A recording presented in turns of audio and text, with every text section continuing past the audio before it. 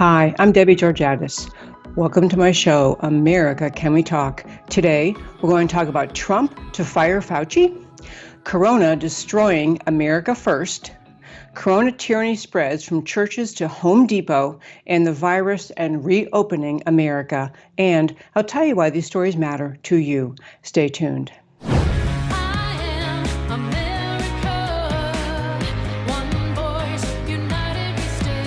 Debbie Georgatos, host of America Can We Talk, is an author, attorney, and political analyst whose mission is to inspire the American political conversation about preserving liberty in the best country on earth.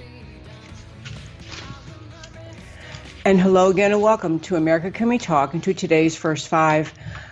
There has been a month now, at least, that America has been caught in the grip of the coronavirus and on endless debate about how to handle the coronavirus, how to address the threat to America, the challenge to our healthcare system.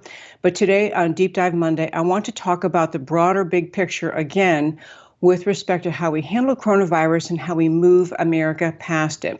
Many people noticed that last night, President Donald Trump retweeted a tweet which had essentially argued that President Trump should fire Fauci. And obviously, most of you know Anthony Fauci's name. He is the top medical advisor for President Trump dealing with the coronavirus. And it's his advice that has been the basis for the guidelines that President Trump has issued that essentially call for America to engage in the social distancing. And even though the federal government can't order these measures to be taken because of the advice given from Washington, the guidelines, states, governors, counties, elected officials of all kinds around the country have put in place what we are now observing, the very draconian shelter in place, stay home, only essential businesses open, which have resulted in America simply our economy brought to a standstill. I really want to urge you to think about the idea of analogizing Dr. Fauci to the idea of a president firing a general or other military leader in the middle of a conflict. And the reason I mention this is there has been a growing awareness among conservatives in this country that the issue about Dr. Fauci is not really just about, whether he's on Trump's side or what he has different political affiliations than maybe the president has. And certainly Dr. Fauci has affiliations with the more leftist mindset of Bill Gates and others who push a very international agenda, pushing vaccinations, getting close to being mandatory, at least extremely a lot of pressure on countries and individuals to get vaccines.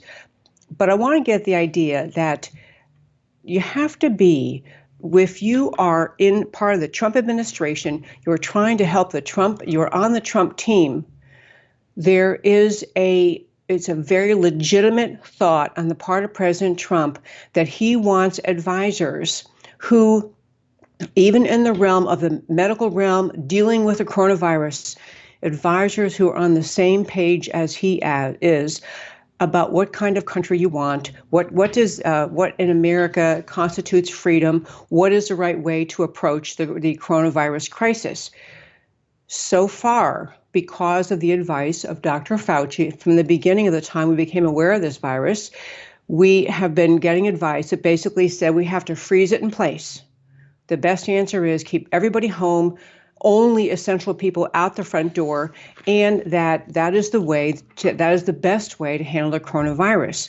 This is the advice with respect to the idea of how do we contain it, how do we prevent it from spreading.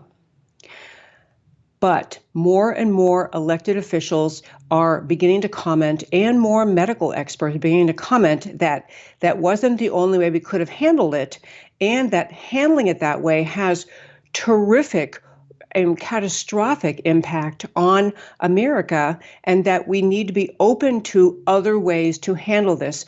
And so I think in the analogy to the general, there's a great piece up at our website, americacanwetalk.org. Again, americacanwetalk.org, talking about the idea that even in the middle of major conflicts, sometimes you have to fire a general. So we had President Lincoln firing General McClellan simply because not on the same page, not of the same mindset, not helping us move down to the to where we want to be in that civil war. There is a notion that President Trump could fire Dr. Fauci, or at least diminish his role in advising the country how to move forward with respect to coronavirus, because Fauci's not on the same team as the America First thinking is. And he's not on the same team about the idea that it's extremely important to have the American people engaged and as active as they can be in our country, working, going to their jobs. Dr. Fauci seems to have no consideration at all for the economic impact of the policies he has advised the president to follow to deal with coronavirus. So it's basically the idea of the President Trump, needing to appoint new generals. And that's the name of the piece at AmericaCanWeTalk.org. Mr. President, if this is a war, which it is, we must appoint new generals. Appoint new generals. Put other people in charge. A couple of things about Dr. Fauci. We talked about him before in the show. You can be President Trump and not be diminishing, not be denigrating Dr. Fauci's medical credentials. Clearly, he is a doctor. He is an experienced doctor. He has knowledge. He has years of experience assessing and analyzing plagues and infectious diseases and how they spread. To fire him does not mean that that President Trump would be concluding that he doesn't know anything about infectious diseases. It could be a recognition that Fauci's agenda is more tied up with the very more left-wing mindset that has the idea the best answer to anything is for the government to do the most it can do and take control of a situation and diminish people's freedom. And that diminishment of freedom is always justified because, after all, we're just trying to help. So I urge you to read that piece of the website and really think about, even if you're kind of questioning and doubting whether or not President Trump should go forward in moving Dr. Fauci out of his position, or the other alternative is at least moving other people into positions where they have equal or more say, as Dr. Fauci has. I'm going to get to the end of this show today. We're going to talk about some of the things President Trump is considering. But among the reasons that can cause people to be very, very concerned about Dr. Fauci, in addition to the fact that he has clearly been affiliated, very now widely known, we've talked about in the show before, widely known, affiliated with the Bill Gates International Mandated Vaccine Project, the notion to vaccinate the entire world to everything possible that they could be vaccinated for, which, you're entitled to have an opinion as a physician, but it doesn't make you right in terms of policy and right values that you should hold in place when you are in a position of governing. You also have Dr. Fauci, reasons to critique his performance. He has drastically downgraded the number of likely deaths to flow from the coronavirus. Now, he says he looked at data. What are you going to do? Data changes, facts change. The fact is, we made an extreme reaction in this country, an extremely repressive policy put in place with respect to how we handle the coronavirus and stop its spread, based on predictions that we could lose, 2.5 million Americans or more. And so that's a different thing. Now we're down to maybe 60,000. Dr. Fauci's acknowledging that. Dr. Fauci has acknowledged, he has had a wide range of statements that are kind of alarming about what he views as the future of freedom in this country. He has said at one point, we're probably never going to be normal again. There's going to be a new normal, which I don't know that this is an extreme thing to say. A country's going to change in massive and new direction ways over a virus that's been present on, or at least has been in our awareness in America for a couple of months or 3 months. Dr. Fauci is now saying he predicts there could be a relative degree of normality by November of this year. He said, but we may never get back to normal. And so he's also saying maybe we shouldn't shake hands like anymore. That'll be something that ends. He also talked about the idea that maybe Fauci was open to the idea of having vaccination ID cards, that idea was actively being explored, basically with the idea that if people want to be free to move around under the kind of Fauci left-wing big government control mindset, there may be in place in our country a vaccine program where you have to carry your card around to prove that you are actually up to date on whatever vaccines the government says you have to have. And you might say, well, we kind of have that now with kids. I mean, when kids enroll in school, for the most part, you have to produce a vaccine record, or you have to produce a card showing you're exempted from the vaccine requirements. But this is talking about everyone, not just children. This is talking about adults. And this is the beginning of the very alarming left-wing mindset that so many people are alarmed about Dr. Fauci. The idea that it's simply okay with America to have the most extreme possible policy reaction to the threat of coronavirus become the norm in this country and to drive policy for the rest of time. President Trump is right to be saying, as at this moment, he has simply retweeted that a tweet suggesting he fire Fauci. But the notion he's very seriously considering the notion that Dr. Fauci just isn't on the same page as the America First agenda, isn't on the same page with President Trump, is a very realistic, accurate, understandable assessment by President Trump. It doesn't mean that he is putting personal policy ahead of medical policy. There is, as we're going to touch on in the next segment, there is a growing recognition that actually people's mindset, the way you would move forward in policies, your related health care, is also tied into and related to how you see the role of government and what dictates government's role in your life. And that, my friends, is today's First Five. What I want to hit on today, I call this Corona Destroying America First. And I really want to, I'm just going to touch on some quick numbers because it's almost amazing. I look back at our family calendar. My husband and I were out at a conference in the end of February. In fact, I mentioned this conference in the recent interview in the show with Steve Moore, the economist, who I think is on last week or the week before on this show. But we were out at this conference in the end of February. Steve Moore spoke, and honestly, it was a conference of conservatives. And the atmosphere at the end of February was still just, upbeat and positive. America's going so well. The economy is great. We have people working. We have jobs being created. We have unemployment numbers as low as they've ever been. And the notion that when people are feeling self-reliant, feeling confident in the economy, feeling upbeat, people tend to be happy, and they're going to want to continue to vote for the policies that got them there. The shorthand way of saying that in politics is, people vote their wallet. They vote their pocketbook. When they can see the economy is going well, people are willing to vote for the policies that got them there, almost regardless of whether they could articulate those policies in, free market versus socialist versus communist, whatever else. The notion simply is that people vote for policies that work in their lives. At the end of February, so we're talking 6 weeks ago, the country was just upbeat about where we are as a country. Here we are now. We're in April, and we're just past the middle of April. We're looking at in this country the absolute collapse of the economy. We're looking at unemployment applications just skyrocketing.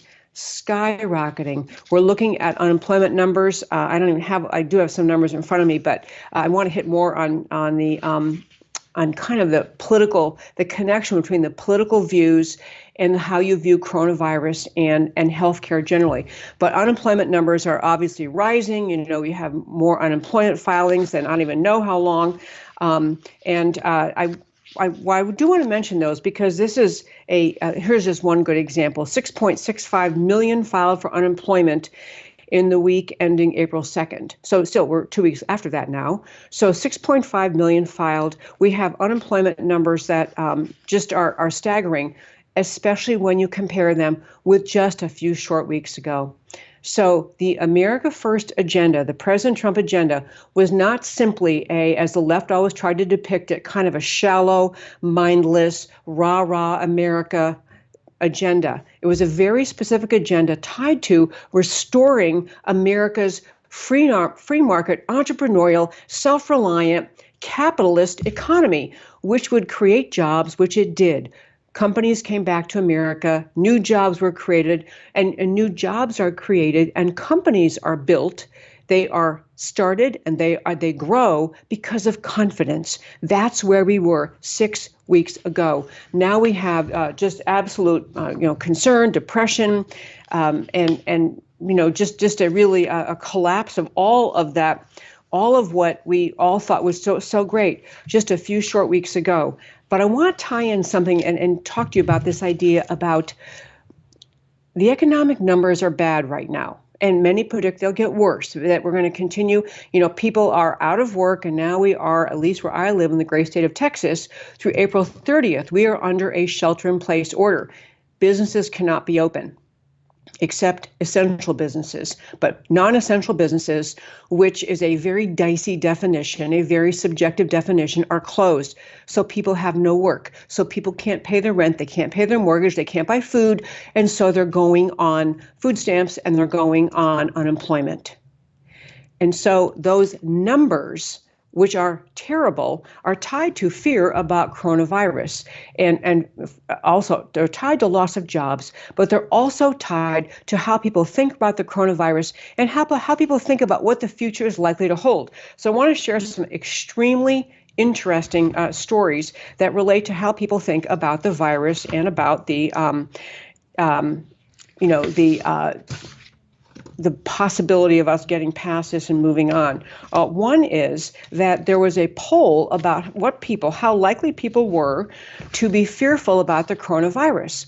I'm going to tell you, if you listen to my show very often, you probably already know a little bit of the answer. But the poll showed that Democrats are far, far more afraid of the coronavirus than Republicans are. Now, you could, if you're, not particularly attuned, you might think, well, that's irrational. Why would someone, because of their political party, have a different view about a health scare? Why? In part, the answer is because people are starting to recognize that there are too many signs, too many steps along the way in the way America has handled the coronavirus that have led to the massive destruction of our economy that feel a little bit too familiar. People are recognizing that the mainstream media, which is really the radical left-wing media, the Democrat media mob, has used the coronavirus to attack President Trump, to assign to him all sorts of blame for things which are not his fault, trying to use the coronavirus, the policy we followed, the steps we took, whatever it is America does, whatever is said at every press conference, people are used as a way to attack President Trump, to paint him as illegitimate, incompetent, insensitive, unthoughtful. And so I think that among conservatives, people who watched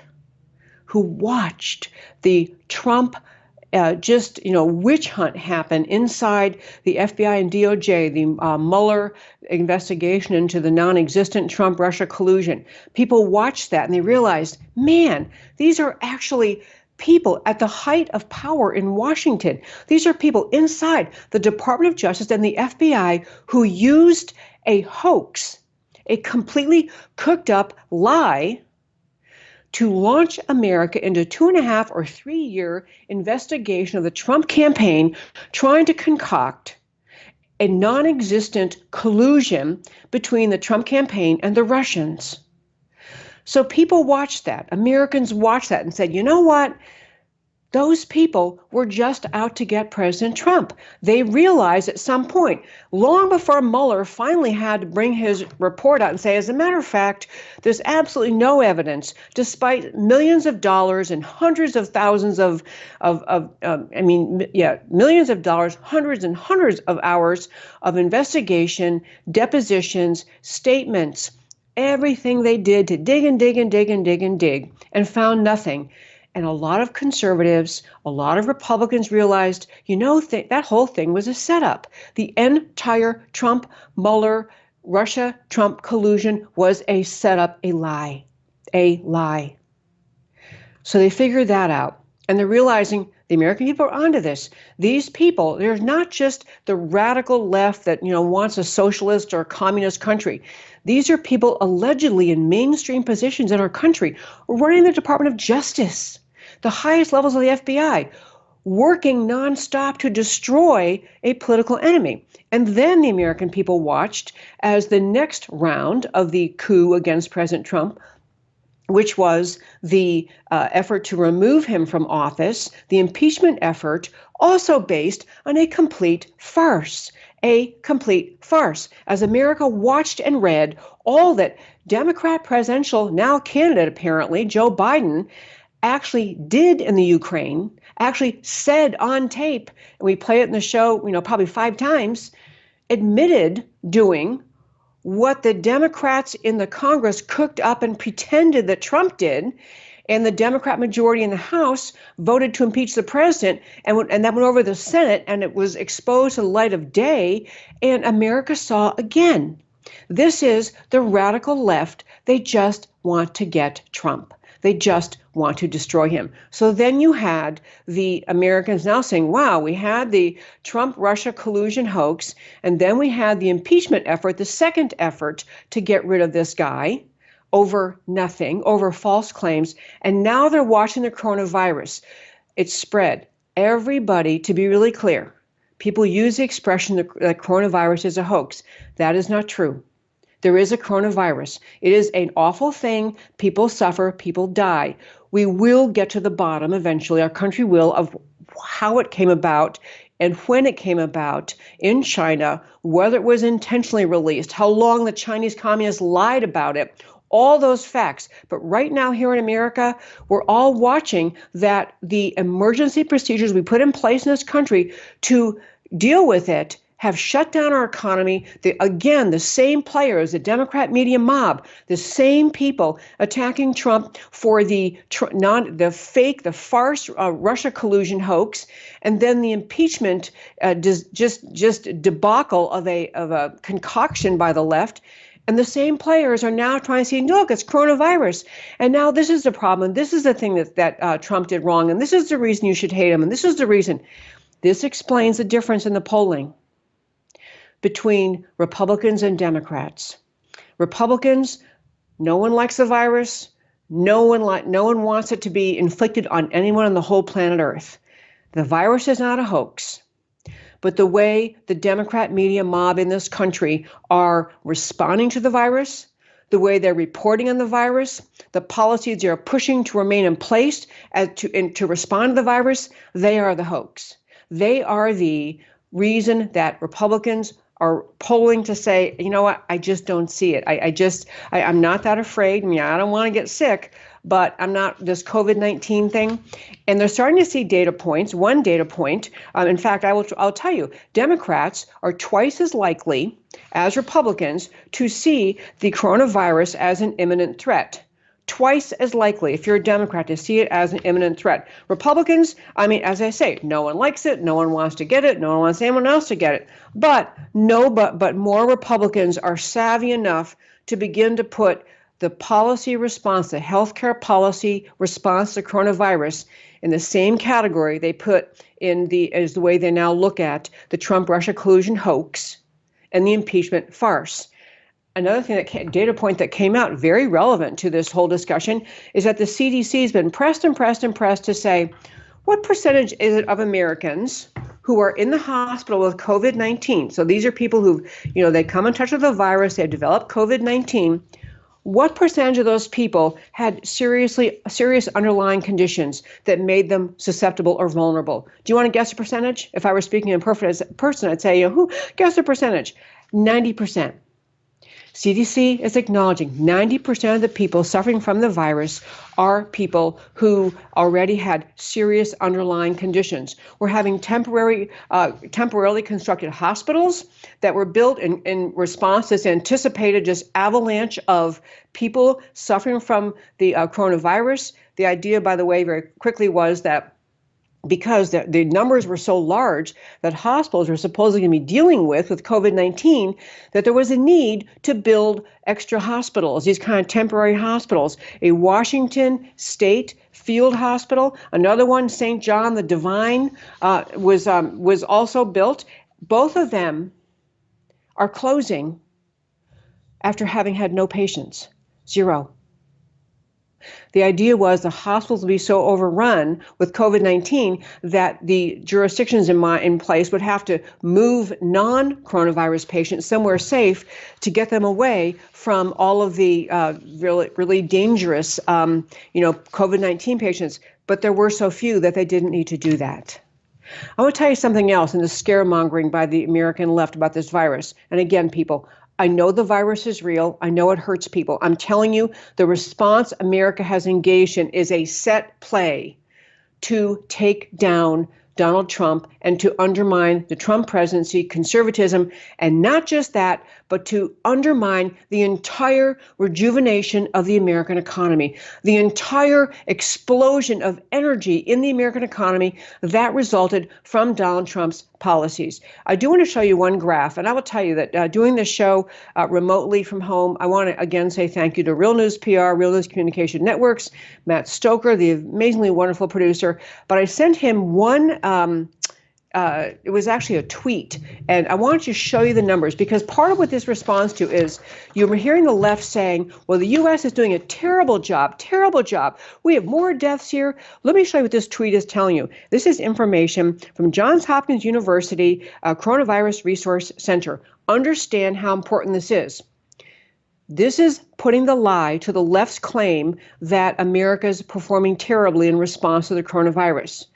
Because they keep saying America has the most deaths, the most injuries, the most infected, blah, blah.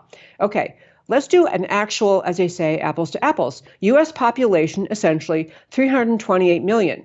To get to that total population, you have to combine numerous European countries, France, Germany, Italy, UK, and Spain, all together.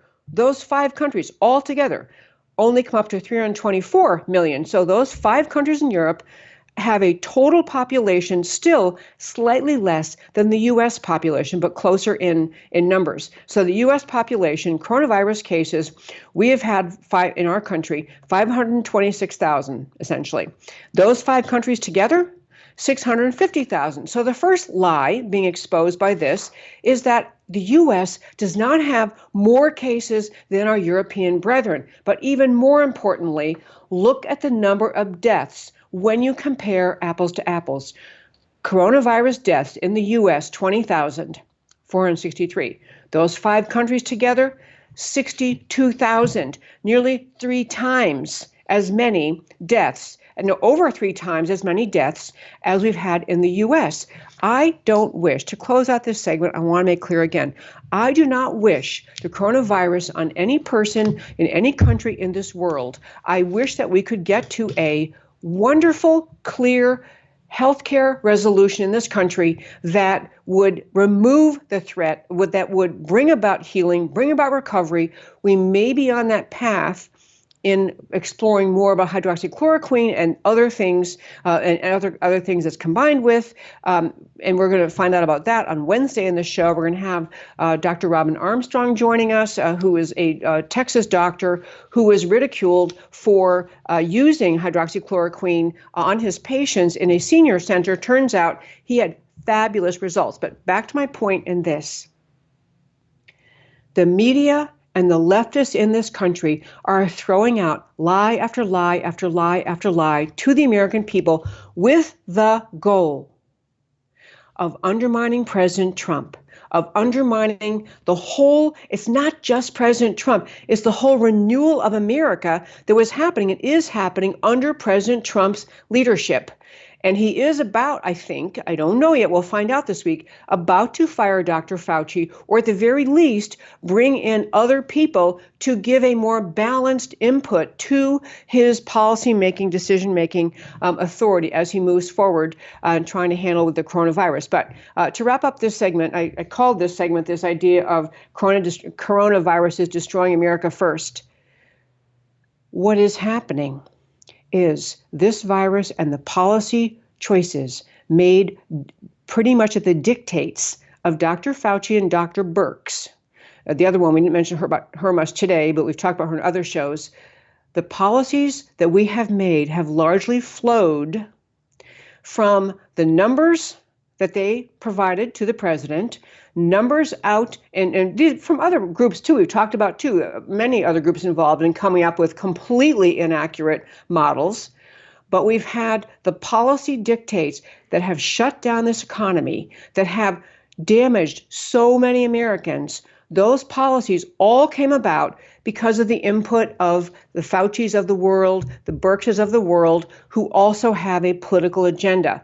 Americans are waking up from that political agenda and realizing we actually don't want to participate in their effort to destroy the American economy. We want to listen to other voices of reason. We want to listen to other experts beside two people who are in bed with and intertangled with the Bill Gates, vaccinate the world, kind of more globalist mindset thought about how we handle health in this world.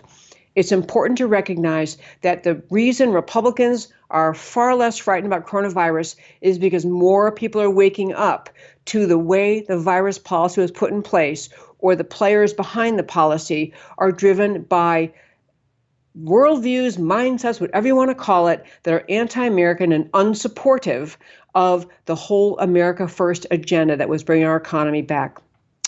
Well, I want to hit two other quick topics today. I call this one CoronaTyranny, and I'm going to guess you read these stories. I almost, it feels a little bit almost redundant, but this is CoronaTyranny, and the kind of way that we're having tyranny spread in this country, from churches to Home Depot. I'll just throw out some examples, and I want to make clear why I'm telling you these. These are not just, they're good to understand, understand how we are managing to make tyrannical policy based on the coronavirus threat to America. But their underlying things are really, really important to understand. Some people are involved in politics because they are servant leaders. They want to come and serve the interests of the American people, and they want to serve and protect the values upon which America was founded. They want to preserve individual liberty. They want to be part of government to be one of the guardians in this era of the very values that were put in place at the founding of our country. There are people who serve in government like that, many, mostly Republicans. There are people who get into politics because they want to be in charge, because they want to dictate, because they want to get to control people and control their movements and their lives. These people are leftists. This is why leftists get into power. They think their policies, their ideas, their political values, everything they believe in simply must be forced on people because the people otherwise might not put up with them. These are leftists, and their whole thinking about why they're involved in government to start with is completely different from the servant leadership, the servant of the people, and the servant of the values of America. And you're seeing that coming out. I've been using the expression, the inner tyrant of some leftist people, leaders, is coming out. Those things happened over this past weekend. It happened to be Easter weekend. But some of these things happen. I'll just run by them very, very quickly. In the state of Mississippi, because we have social distancing in place, the edict of social distancing, people who attended church sitting in their cars. So you're in your car, your windows are closed, the next car, has to be 3 or 4, 5, 6 feet away, probably more than that. They were fined $500 each for going to church, staying in their car in Mississippi, attending Easter service. You had a big case out of Kentucky, same kind of edict, this notion that we're going to shut people down. The Kentucky governor announced they're going to record license plates of church attendees who dared to attend church in opposition to a mandatory quarantine. There was actually a wonderful decision out of the state of Kentucky.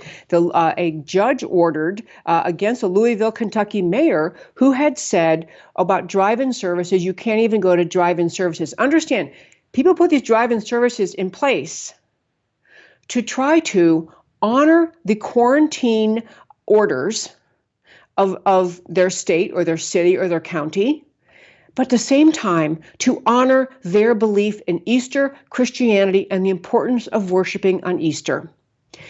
So you had this, it was a great order. In fact, I'm going to dig out and read to you. I didn't have it ready for today, but read to you some of the amazingly brilliant thinking and strong language used by this judge, U.S. District Court Judge Justin Walker, who granted the temporary restraining order preventing a Louisville, Kentucky mayor, Greg Fisher, from blocking a church from holding drive-in services. Now ask yourself, I talk about inner tyrant. If the people are sitting in their cars, they're not breathing on each other. These are people who are from the same household. They got in their car where they live at their house together. They got in their car. They went to drive-in service, but they were going to be fined and punished by a mayor. This is what I'm talking about, the inner tyrant. In the state of Michigan, that governor completely out of control. She is doing things like ordering people in the state of Michigan. If you live in, you obviously can still be in your own home. She's not trying to say, social distancing inside your house. But if you get in your car from your own home and drive in your car in the state of Michigan from your home over to your lake house, which many people in Michigan have, I guess, a place at the lake. And so they're from one home they own to the next home they own, going nowhere in between, not picking up passengers. They're not coming into touch with anyone. She's disallowed that. She's issued an order, no visiting your lake house. She's shut down Home Depot, telling Home Depot, you can be open for what she, in her worldly emperor wisdom, has decided are essential purchases, but told Home Depot they have to block off access to paint. Who are people be painting their house during this time? They're home for 4 weeks with nothing else to do. This, I'm telling you, people, this is not just policy disputes. These are deep-seated differences in what you think the role of government is, why you became somebody in government.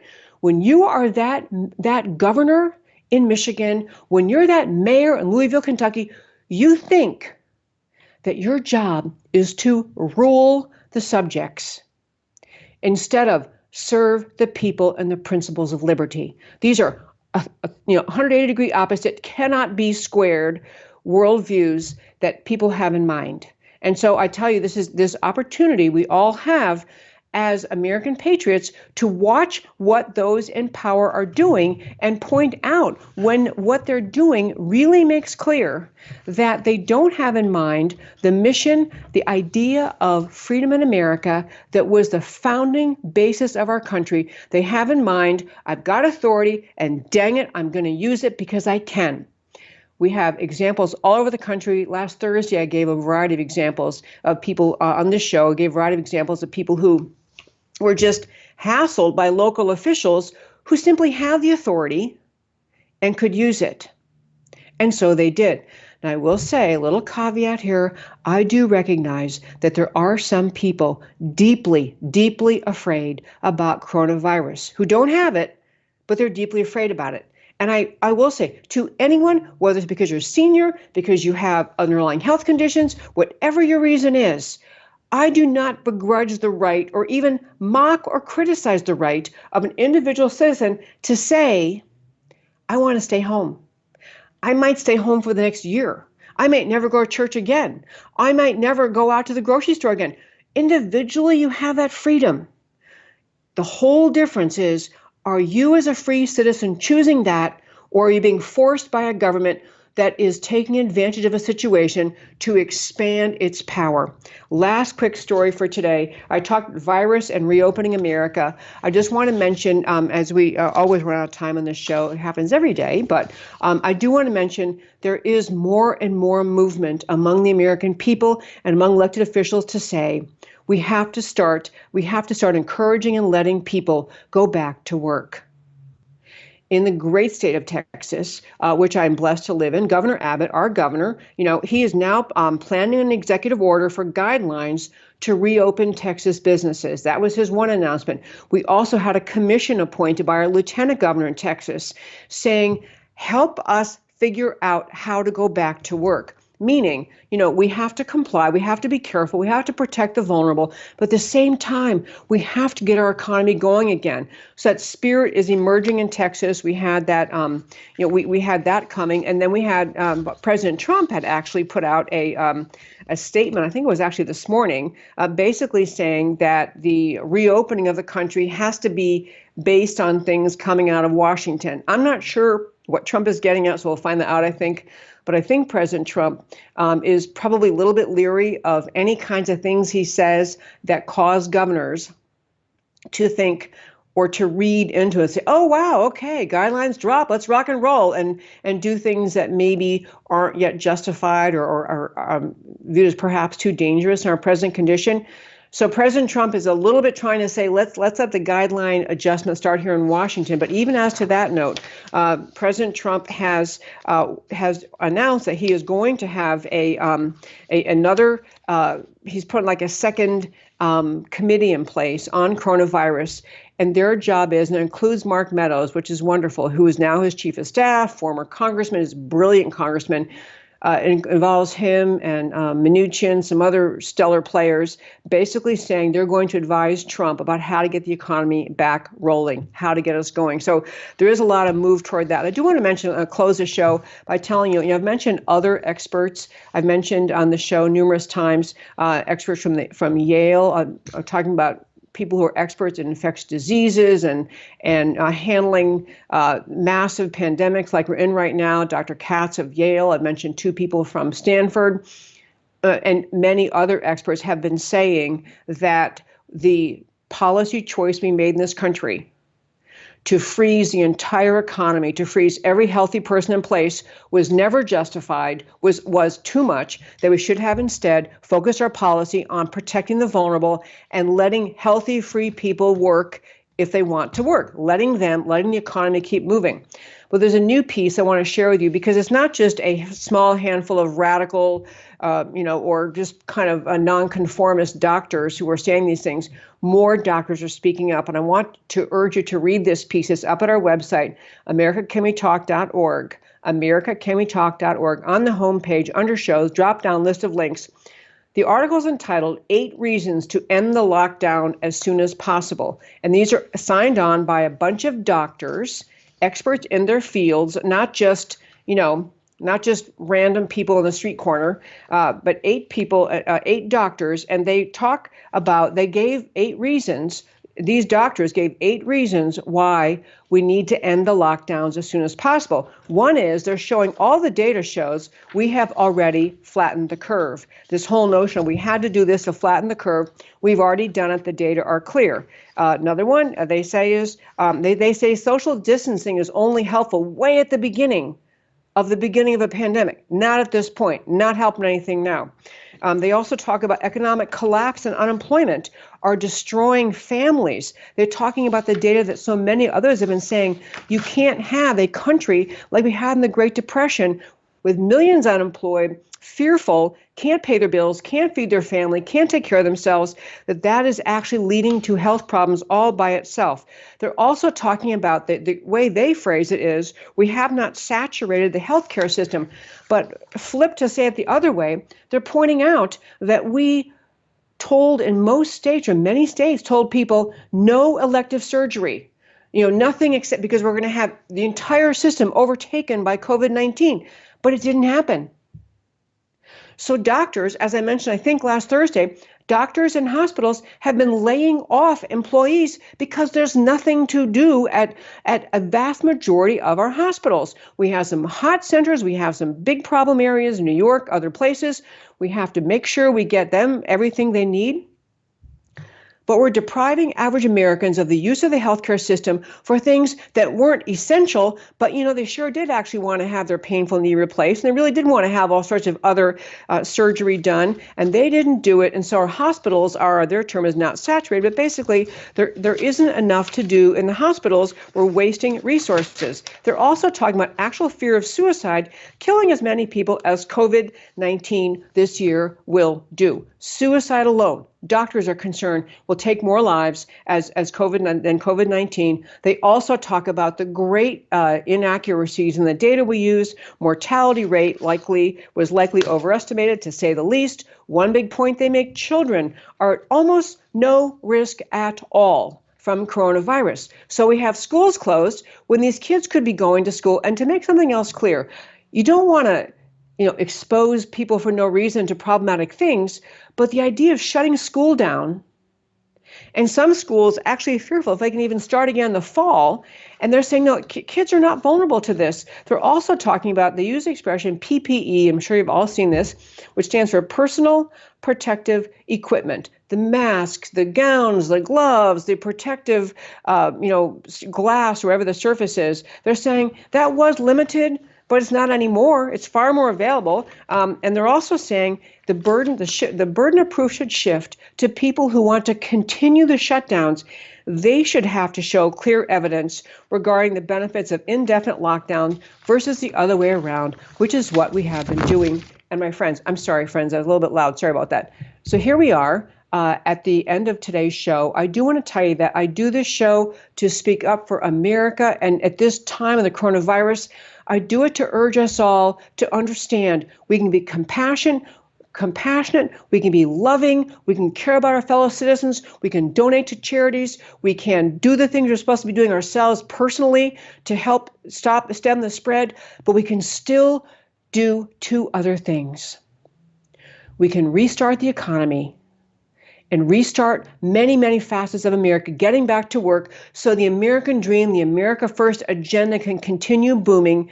And secondly, and this we must also do, question the policy choices made, the motivation behind the policy choices made. Even if you want to say at the beginning of this, when we first realized the problem, that we had to go to a drastic lockdown of the country, American citizens are allowed to question. You're allowed to ask, and you're not being uncaring. You're not being unsympathetic to people suffering.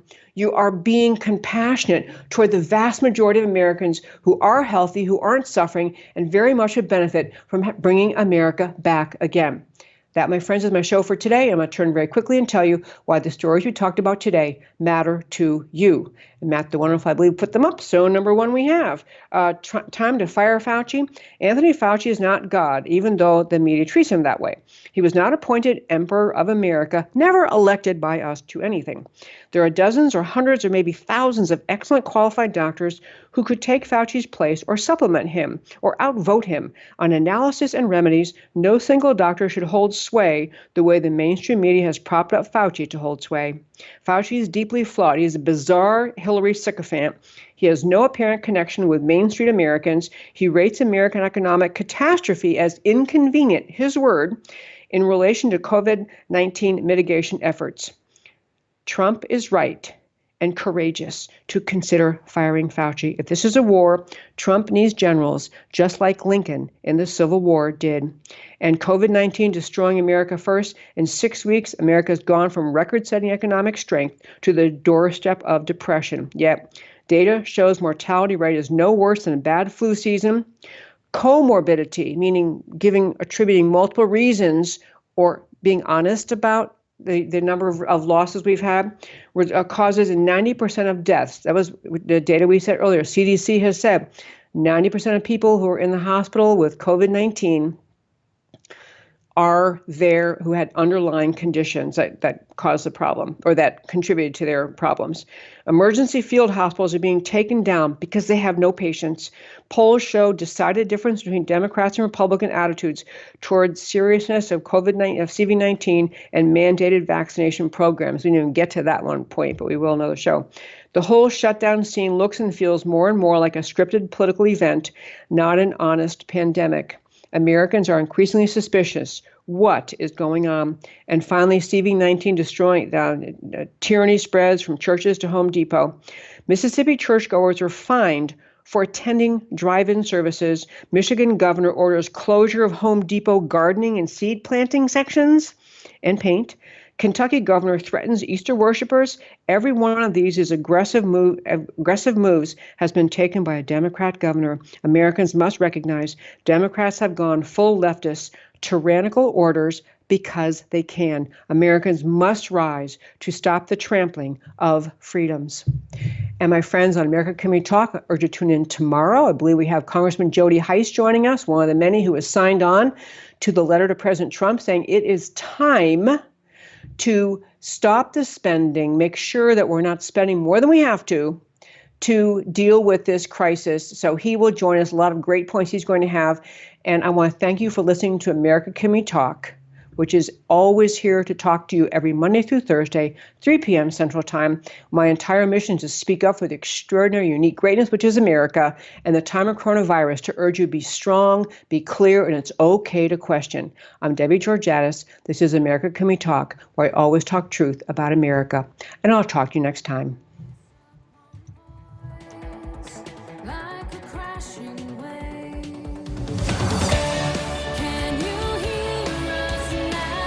America Can We Talk? Truth about America.